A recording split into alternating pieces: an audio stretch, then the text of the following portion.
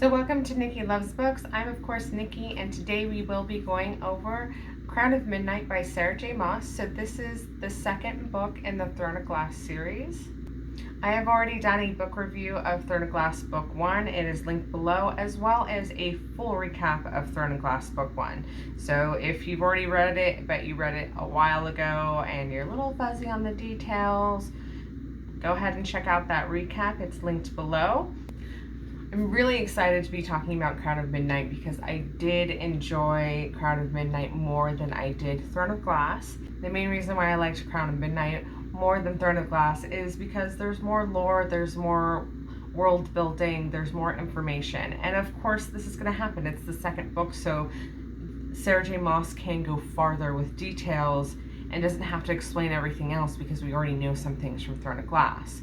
A good fantasy series as it moves forward should be able to give you more and more details about certain areas in the universe or about certain species or races. It's one of the reasons why I love fantasy series is that I really enjoy seeing that imagination and really seeing that creativity from the author and what they envision this world to be like.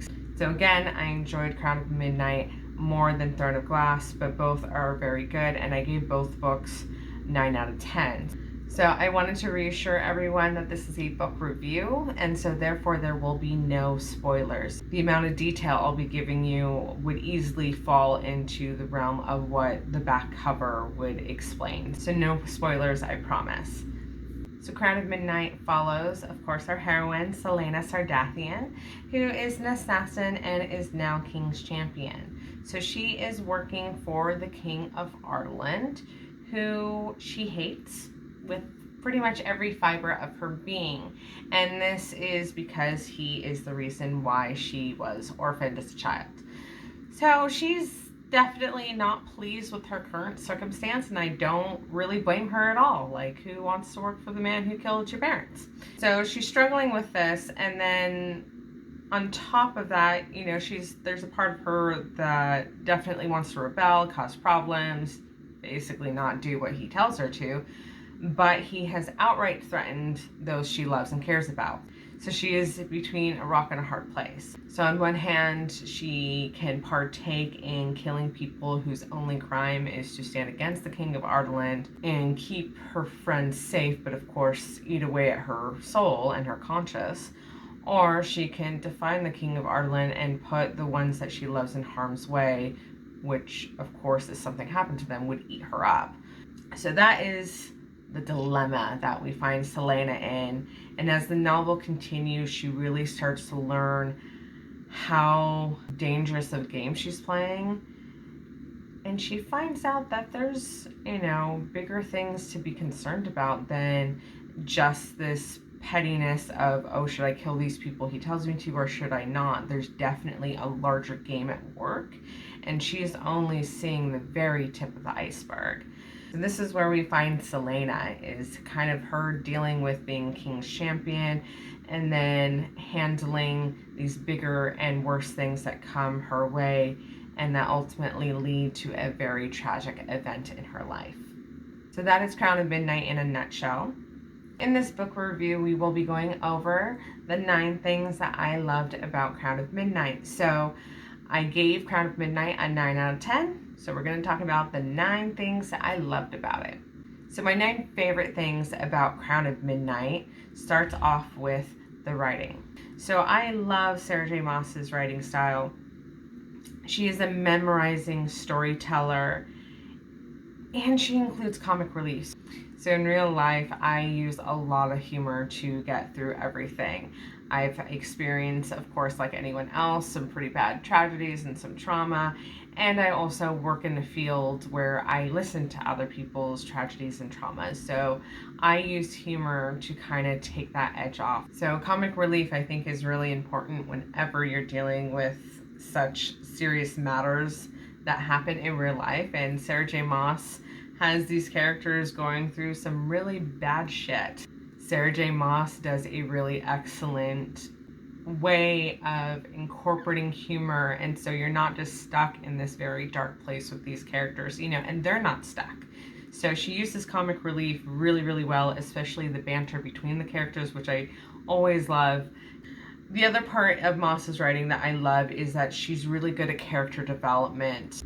You'll probably be hearing me talk about character development in some of the future books in the Throne of Glass series, because Sarah J. Maas does do a good job of showing both good and bad sides of a character. She does show her character's darker sides. This, of course, makes them super relatable and super lifelike. The other big part of the writing that I love is that, of course, it's fast moving and still enough detail to get the concept of the world, but we're not spending time talking about the grass, the trees outside, the room, what exactly it looks like. We get the general gist. So Crown of Midnight is very fast moving, and then there is a huge element of mystery. You're trying to figure out what is going on, what does this mean, what does that symbol mean, what did they mean by that, why is this character talking about wings. So there's this mystery component, and it's really hard to put the book down because you want to know. So overall, I think Sarah J. Maas is a wonderful storyteller, and Crown of Midnight was super enjoyable and fun to read, and again, fast-paced. Kind of similar to the writing, the second thing that I liked about Crown of Midnight was actually the different perspectives. So Maas did this in Throne of Glass Book 1, but it was definitely a lot more evident and more frequent in Crown of Midnight, is where you have chapters written from different characters' perspectives. So mostly you have the perspectives of Chaol, Celaena, and Dorian. But you also get the perspective of the King of Ardaland. And then there is one small chapter of two side characters that we see a scene that no one else is privy to because it's from one of their perspectives. I like this because it allows, again, more character development. You understand what the character is thinking, which is always a good thing, because if you only see it one-sided, it's like living in the real world where we only know our point of view and we have to guess everyone else's. So it's a lot of fun to have their different perspectives, see what they think of situations, and then also, because of seeing their different perspectives, the reader knows things before other characters do. So we can start putting the pieces together before someone else does, and it's kind of a good feeling. Number 3 on my list, I'm sure some of you are not going to be surprised, but number 3 is Celaena Sardathian herself, so the assassin. And I specifically say the assassin because I like the dynamic of showing the very two extremes of Celaena. Hey everyone, before we continue on with the Crown of Midnight book review, you know what I'm going to say. There's a button below that says subscribe. Go on and hit that. So Celaena is very girly and very emotional. She feels so deeply. Music can bring her to tears. She is a huge softie, and yet she's an assassin. And we see this shift in her when she goes into assassin mode. And even, Chaol and Dorian are like, oh my god, it's almost like dealing with a different person because she appears ruthless and sensitive.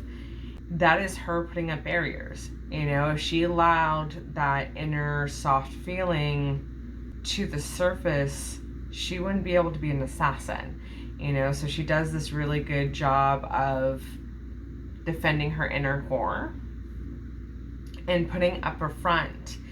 This, of course, means that being her friend or lover can be very difficult because there is this element of hot, cold. And really, it's her way of surviving. It's her way of not getting overwhelmed with emotions. It's her way of handling the fact that she's ending people's lives, and sometimes she needs to not give a shit about it. Number 4 on my list of things that I loved in Crown of Midnight was magic. So we do get to see an appearance of magic in Aurelia. And we also get to learn about Celaena's magic, which again, of course, was revealed in Throne of Glass, Book 1, where it is mentioned that she used to have magic before magic disappeared in Aurelia. And so in Crown of Midnight, we get to find out more. What kind of magic did she have? So that is exciting. The other aspect of magic that is included in Crown of Midnight, which I thought was a lot of fun, is we find out that there's witches in Aurelia. Witches are always fun, and it's really interesting because there are actually 2 clans of witches, and so you have ones that are definitely a lot more of the dark witch, the bad witch, and then you have others that they mention that are definitely more of the, the good white magic witches. So it's cool to have that dynamic, and it was fun having a certain character introduced to find out about the witches, and I look forward to, of course, learning more. Number 5, it should be no surprise to anyone, there was a love story included in Crown of Midnight, and I'm a huge sucker for love stories and romance novels, so of course I am over the moon that there was a romantic component between 2 of the characters in Crown of Midnight, and it was one of those things where I was like, about time. Like, I'm pretty sure I squealed when they first kissed. Like, I was just so happy because I was like, this was just building up and building up. So the 6th thing that I loved about Crown of Midnight was Celaena's challenges and tribulations. So Crown of Midnight really pushed Celaena to a place where she didn't want to go. And again, not going to reveal anything that will spoil the book, but she is stuck in this dilemma of how far she's willing to defy the King of Ardenland, but more specifically, what she's willing to fight for. How far is she willing to go? We see this evolve in Crown of Midnight, and it's very important for Celaena's character to develop farther, but also, of course, the book and the plot. So number 7 brings us to Nehemia. So Nehemia is a wonderful character on so many levels, and she is strong. She is stronger than even Celaena, especially emotionally and mentally. Nehemia is willing to do the hard things in order to do the right thing. And I don't think a lot of us can say that. Even Celaena herself will have to admit that she'd rather do what's easy than necessarily what's full on right. Not saying that Celaena did anything wrong, but Celaena wasn't as willing to do the right thing because she wanted to do the easy thing. So we see Nehemia just go for her responsibility head on. There was no hesitation, there was no complaints. It was acceptance of, this is the right thing to do. Yes, it's scary. Yes, it's hard, but I'm gonna go fucking do it. Number 8 that I loved in Crown of Midnight was revelations.